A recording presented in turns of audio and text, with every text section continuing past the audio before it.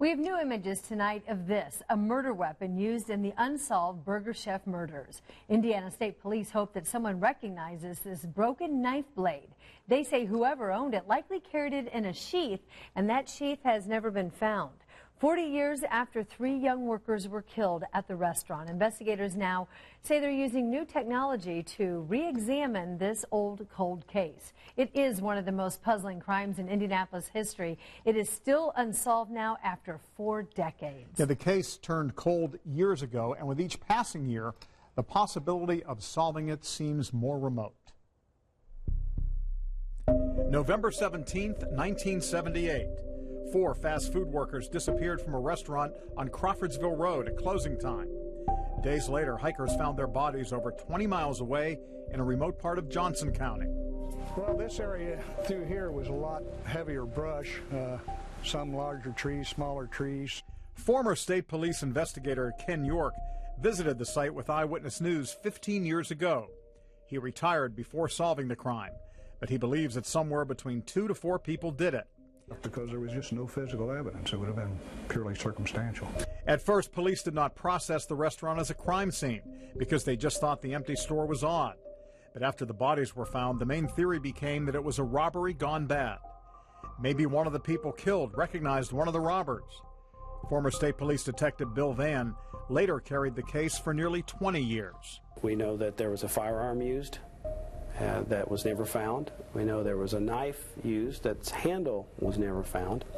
And we know that one individual was beaten probably with some type of chain that's also out there. Witnesses saw 2 people near the restaurant the night of the crime, and police had composite sketches made. A man with a beard and another described as a fair-haired man. They even had 3D busts made, but never an arrest.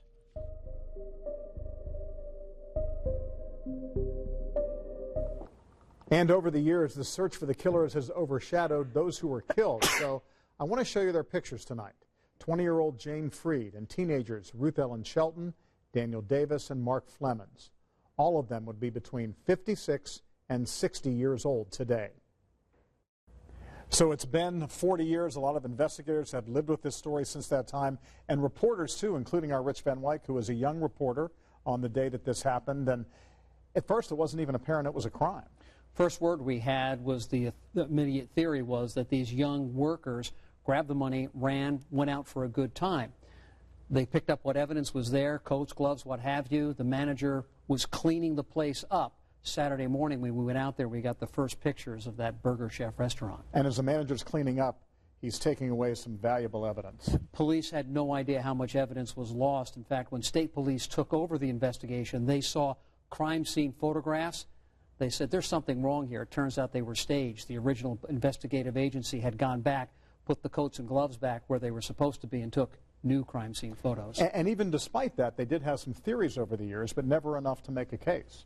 They had many witnesses, or rather many suspects, I'm told, but never had enough evidence for an arrest.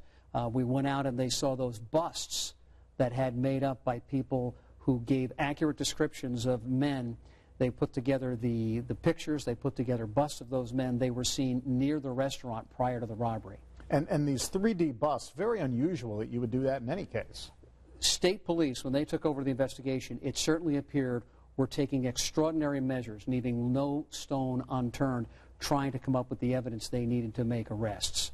They did some things that we had never seen done before in investigations at that time. All right. Thank you, Rich, for your perspective.